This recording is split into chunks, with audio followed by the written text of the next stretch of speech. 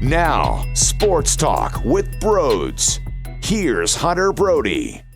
What is going on, everyone? The Philadelphia 76ers lose in overtime, and I don't give a damn. I'm actually surprised it even went to overtime. You're telling me an exhibition game deserves to be played if it's tied after 4 quarters? I thought that was a disgrace. I mean, I was sick and tired of watching Alec Burks with Furkan Korkmaz, Norvell Pell, and Kyle O'Quinn to begin with. The fact that you got to shove 5 more minutes down my throat, I couldn't believe it, but I sat through it. I saw the ending, and I don't care about the ending. You know, Brett Brown haters are actually trying to criticize Brett Brown's philosophy in those moments, and to me, it's just flat out laughable. I'm actually enjoying the fact that people put that much stock into what's happening in overtime when nobody realistic is on the floor and it's an exhibition game. I mean, it's so laughable, it hurts.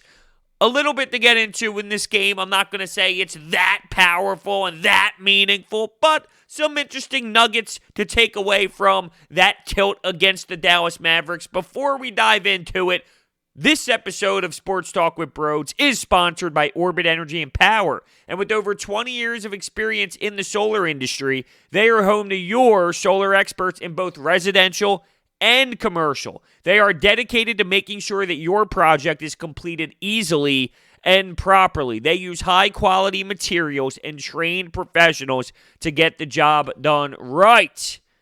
Make sure you check out their information. It is in the description. So this game started out just miserable, flat out hard to watch, so bad. The first half, they shot 26%. That's nearly impossible. That's so hard to do. They shot 15 for 57. Oh my, I couldn't believe it. It was so ugly. Airball after airball, and it seemed like nobody could get their feet ready to rock and roll in this basketball game. I mean, they could not get structure, they could not get flow, they could not knock down shots, and the thing is, there were times where these shots were wide open, they were just not able to execute it. So, you know, the guys were not able to properly knock down these shots, and it was so ugly, no doubt about it. The crazy part is, after that abysmal performance in the first half, they were only down 9. 9 points. You're telling me it's a single-digit game when the Sixers shoot 26% from the field? I know, it's almost crazy. And then, in the third quarter, they shoot essentially 61%. So, all around, a weird and odd shooting night for this basketball team. But hey, sometimes that's just how it happens. Sometimes that's the way the game goes. You got to find a way. Somehow, some way, you got to find your way in the game to get points. If the shots aren't falling, attack the rim. If the shots aren't being knocked down, score another way. Start cutting to the basket. Find the one guy. Someone step the hell up and make their shots. And the thing is, it was more than just one guy. Tobias and Al Horford had phenomenal third quarters. I thought Matisse Thybulle had spurts of greatness as well. But with Tobias Harris, he had 28 points and 11 rebounds. 13 points in the second quarter, 12 points in the third quarter, and he did not miss a shot from the field in that third quarter. So he started to be that guy. Then, as I mentioned, Al Horford, strong third, 5 for 6, 11 points in the third, and 14 total. So those two combined really did say, hey, we're going to make it happen. Hey, we're going to step up. And ironically enough, Ben Simmons hit the bench for that quarter. It was essentially, hey, you did what you needed to do in these 3 exhibition games. Have some fun on the bench. No reason to risk injury. I totally understand. It wasn't as if he was having that good of a game offensively either. So, by all means, Brett, take him out of the game. There's no reason to risk it whatsoever. So, ironically enough, the team started to score some buckets when Ben Simmons was off the floor. Now, Ben, 2 for 10. It was an ugly performance offensively. And once again, you did not see him take any sort of jump shot. And I bring it up because after he hit the jump shot in the first game, I said, I better see it again. I don't want to go through a long period of time. I better see it in the next game. And I didn't see it in that second game. So then I said, hopefully it happens in the third game. And if it doesn't happen in the third game, uh-oh, and I hope it happens in the first regular season game on Saturday against the Pacers, and you didn't see anything close to it. Now, you had people going at me, bro, you saw him hanging out in the corner, he just didn't get the ball. You know what? I don't care if he was hanging out in the corner and he didn't get the ball. Moral of the story is he didn't take the shot. He did not take the three-point attempt, and this is the time to work on it. This is the time to shoot those jumpers. If you're not going to do it now, why would you start doing it in games that matter and in postseason play? I can't see how that mindset works. So if I'm not seeing it now, I'm going to question if I will see it later on. Did not see it in the third game. Now, were there times where he was hanging out by the perimeter and he might have had his hands up to his chest as if he was waiting? Yeah, okay. Did he shoot the shot? No, he did not take the jump shot. So I need to see him continue to take the jump shot. My fear is he's going to do it to us again. It happened against the Chinese team, and it happened against the Knicks, and it happened against whoever it was the third time he hit a three-pointer in a game. He does it, and then he doesn't do it again. And oh, by the way, no Joel Embiid in this game. Now, after the game, Brett Brown said, I expect Joel Embiid to be playing Saturday against the Pacers. He expects. Does that mean it will happen? Does that mean there's something actually going on with this calf injury and he's expecting it to be good enough for him to be able to go? Or is this all precautionary for Joel Embiid? I'm a little annoyed. I'm not going to lie. I've been on the record saying I value being healthy. I value the health of these players over conditioning. But that doesn't mean sitting on the bench doing nothing. Because in these 8 regular season games, he's not going to play all those either. So you're going to tell me with the 8 regular season games and the 3 exhibition, that puts them at 11 games total before the postseason. If Joel plays 4 of 11, does that get you excited? Does that get you satisfied? Are you satisfied with 4 of 11 games, 5 of 11 games? I value health. That's why when I see a game like Ben Simmons after the first half today, okay, Brett, not only was it not his game, let's just move on with the exhibition games and okay. But he still ran up and down the court. He still did something, and he played the games prior. Joel Embiid's not even playing. I was informed that he was in the best shape of his life. Well, then I better say it. I better say it when he touches the floor. He better be in the best shape of his life. I'm concerned that this calf injury might linger, and then you might hear game time decision. You don't know if he's going to be playing. And this is something that we have to get used to, and we are sort of already used to, right? I guess we don't have to get used to it. We should be already adjusted to that type of lifestyle when it comes to Joel Embiid. But it bothers me. I do get annoyed with that. I do. Not playing at all. I mean, give me 15 minutes for all I care. Give me something. But to sit your ass on the bench for 2 games in a row, he better play a significant amount of these regular season games then. Because if he's not, then what's he doing? And what's this team doing? So I asked the question, is this precautionary or is there something actually going on with this calf to the point where the team should be a little bit concerned? Brett Brown expects him to play. Well, what does that mean? Does that mean Brett thinks to himself, he should be ready to go? Okay, but does that mean he will be ready to go? Or he just assumes that he should be? I mean, that's 2 totally different scenarios. Actually being ready to compete or the coach expecting him to be ready to compete.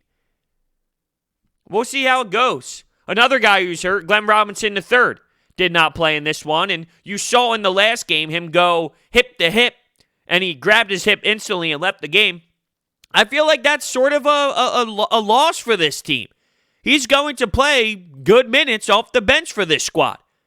And I like what he brings to the table. He bothered me with the whole comments about not knowing his role and all that, yada, yada, yada. He's worried about getting paid in the offseason because he's a UFA, and he had a lot of good numbers in Golden State because he played a totally different role on a team that barely won anything, but that would correlate to him getting a better contract than being a role player on a championship-type team, on a playoff-type team, and it seems like he wants to go out and get his bread, which is fair. I mean, who am I to judge to say you're not allowed to go get your money? You're absolutely allowed to go get your money, so whatever. I mean, maybe that's not the way I would play it, to come into a new city and go, I don't know my role, blah, blah, blah, blah, blah. Shut up. You don't like your role. You don't like your role. That's different than not knowing your role. It's a different role. This role won't make you as much money. That's a different role. I would have totally went a different way with it. But I do think that he adds some versatility to this team, and he can cut, and he can move, and he can defend a bit. So I like his versatility. Hopefully this isn't a big-time injury for him, because I think it will hurt this 76ers team. When I think of this bench, they're going to need some guys to contribute. Matisse Thybulle. When we had on Mark Jackson on 97.3 ESPN on the Sports Bash a couple weeks ago, he said that he didn't really see much when it comes to rotation minutes for Matisse unless he stepped up, unless he did something throughout this stretch here once they got into the bubble. This is before the bubble happened. And I'm not going to lie to you, I think he's been making some noise. I thought he did a good job cutting. He had some steals. He finished with, how many points did he finish with? I didn't write down the point total for Matisse Thybulle, but I know he had a decent amount of points, 3 steals, some dunks, athleticism. It comes down to him being able to score. Him adding that scoring element to his game makes him a guy that you straight up have to play because he's such a disruptor, because he's such a pest. He's annoying to play against. He bothers guys. He's in your grill. His hands are all over the place on you, getting deflections. Adding a scoring element to his game is going to make him lethal, no doubt. I mean, it's going to change the way that this Sixers team can utilize him and can change the amount of minutes he can play moving forward. I just don't think that you're going to get that much of a big-time difference offensively until years down the road as he develops and grows and things of that nature. But if he can give you just a little bit more scoring when it comes to what he provides normally for this playoff run, well, that would be significant, no doubt. And then you question, where's Alec Burks? Where's Mike Scott? I am so intrigued by this rotation, and I don't know if you're going to get much out of these 8 games. And what I mean by that is I think you're going to see players playing different times and different roles throughout these 8 games so they can figure out who it is. But I don't know if you're going to get consistent bench play for these 8 games. I think they're trying just as much as we're trying to figure it out. They're trying to figure it out too, and they're going to put guys in certain spots and see how they succeed because there are guys fighting for it. You know, you get games like where Furkan Korkmaz looks like crap. And what do you do with that? Abysmal at times. Forcing shots, missing shots, getting waxed defensively by old veteran point guards. What do you do with that? But then he'll give you that one game where he hits 4 threes. Like, Furkan is going to be an emotional roller coaster throughout this playoff run. But I'm concerned as hell for him. I'll live and die by my take of him playing defense in the postseason. Could be an issue at one point in this game. Look, I love defense. But he tried to sell this flop charge, and it was so brutal. No whistles happened. Everyone still continues to play. He was just laying there on the ground over by the perimeter after he flopped. Come on, Furkan, get up. He's got that new hairdo going too, the quarantine look. Might have to go down to that NBA bubble barbershop. Get a little fresh cut for the postseason. You know what I mean?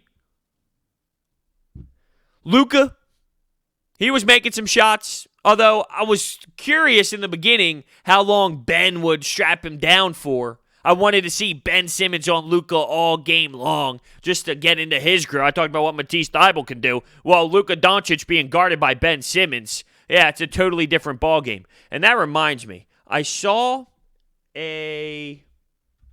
stats on Ben Simmons playing defense, and these numbers are ridiculous. At 15.9%, nobody has spent a larger amount of their possessions defending all NBA players than Ben Simmons this season. He's also guarded every position, point guard through center, for at least 9% of his defensive possessions. And that is from Jackson Frank. That's incredible. I mean, I know we're not shocked, right? We understand how solid he is defensively.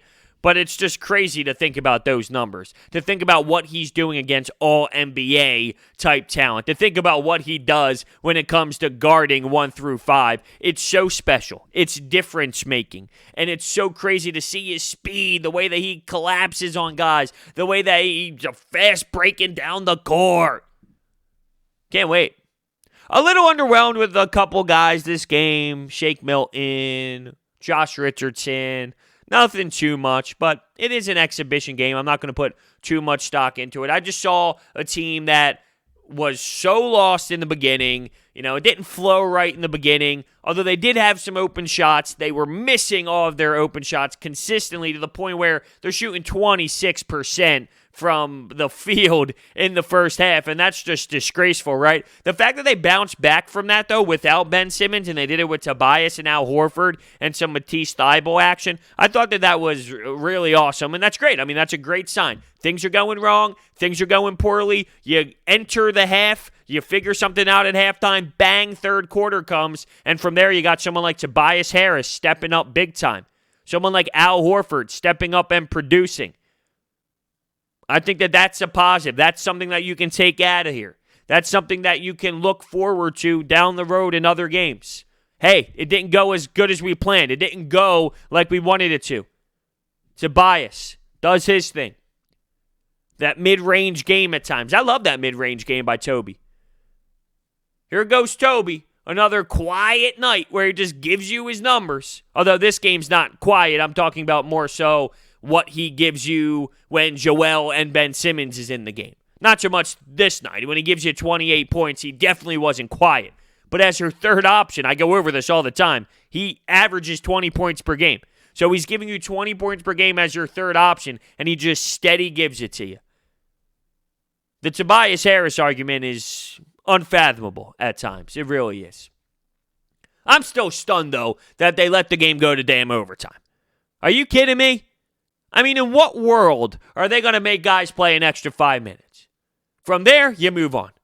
What the hell? Who the hell cares? You got me staying up 5 minutes later. I got things to do tomorrow. You know what I mean? It's a Wednesday. I got things to do. What do you think this is? Saturday. Saturday starts it all. Or does it? I asked this question in the past. How are teams going to go into these regular season games? They're seeding games. For the Sixers, do you value certain things over health? Do you want to get Joel Embiid out on the floor? I was informed that he was in the best shape of his life. Does that mean he doesn't need to play at all? I can't imagine him not playing a decent amount of games now. But I also wouldn't be surprised if he plays 3, 4 of these games. And then they say, all right, we're going to shut him down for the postseason. You never know. I mean, it's a joke at times when it comes to playing him, and they're too soft at times when it comes to him getting on the floor. So you flat out don't know. But I would almost bet my mortgage that it wouldn't be 8 games. Please don't be 8 games now. Will Ben Simmons take some 3-pointers? There's some questions going into these 8 games. Do things change now? Will Ben's mindset be, all right, hold on. Exhibition's over. It's regular season now. Let me show what I've worked on. But that doesn't make sense. Why would he do it now and not an exhibition? Although, does any of this make sense? Here's a guy who's so elite, but won't shoot the ball. Are you concerned? I have that bet in place. Under 4.5 3-point attempts for Ben Simmons in these 8 games. I got nervous after game 1. Now I got some life. Because here's 2 games later, and you still haven't seen a damn thing. He's been camped out by the perimeter at times. Hasn't shot the ball, though. That's the main thing. Did not shoot the ball since then. You would think his confidence would be there. You would think he would be looking for the shot. I don't think he's going to be a Steph Curry type player at all, ever in his career. I can comprehend that. But this is the time to practice it. This is the time to look for that shot. I'm sure if Ben Simmons wanted to look for a three, he can find a way to look for a three. Maybe once he realized how poor his offensive numbers were this game, he thought there's no way. If I can't score by the rim, if I can't score in the paint, well, there's no way I'm scoring out by the perimeter, so how about I don't take any of these tonight? I don't know. I wish I could get into his head. I really do. I wish that there's a way that I can sit into Ben Simmons' head and then wonder what he's thinking about. Do you think he thinks about, man, that guy on YouTube, Broads, he's a nut job? Well, guess what? If he is thinking about me, well, then we got some issues, so I really hope he isn't. It all starts Saturday. It really does. It's crazy. It's wild. It doesn't seem true. You got Phillies, you got the Flyers, now you got the 76ers, although the Phillies are on hold right now due to a COVID-19 outbreak with the Marlins. But they play the Indiana Pacers in a game that will have a little bit more oomph than what we've been watching. And I will say, these exhibition games, although they don't matter, and late you have a bunch of scrubs out on the court, I would say the energy's there. I would say that the work ethic is there. It's not like these guys aren't trying.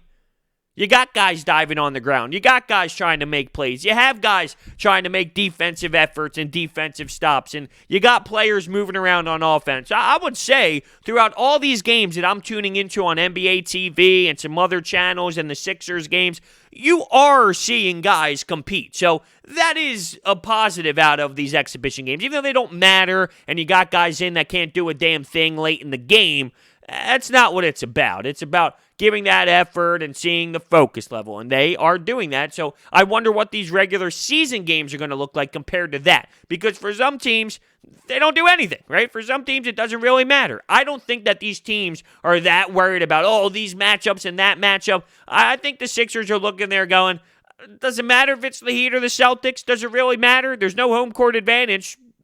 So how do they value these games? I think it's a very interesting question. We'll see. And if you forgot, it's Saturday. Saturday. You get a tilt. It's unbelievable. It's been a long 4.5 months, if you couldn't tell. I wonder if we get the dance song. I guess it's not really the dance song, but the 1, 2, 3, 4, 5, Sixers. 10, 9, 8, 76ers if they win. Or would that only happen if they win and it's technically a home game? We'll see. I hear that they're going to implement some fans, real fans, onto like the wall. You know how the wall is showing fans? Apparently they're going to implement some sort of noise. That's scary though, because if the Sixers start performing bad, you might hear the boo, boo, boo, you suck. You might get that. Or where you get the shoot when Ben is camping out by the 3. It's probably just going to be cheers, though. I don't like that. It doesn't feel real. Maybe you get the boos. That would be nice. When I'm watching the Phillies and they're not getting any hits or they're allowing 5 runs in an inning and they're playing at Citizens Bank Park, we want the boos because that's realistic. I want a little bit of realism here when it comes to these games. I just feel bad for the person who's got to hit the button for the boos. Because after the game, I'm sure he's going to have a team of 76ers. Hey, who pushes that button? Mike Scott coming at you? Oh, jeez. All right, we're done with this. I'm all over the place. This episode of Sports Talk with Broads is sponsored by Orbit Energy and Power. Their solar program helps eliminate your electric bill completely. They offer flexible financing solutions such as $0 down. Their information is in the description. Thank you so much for listening, and I will see you next time.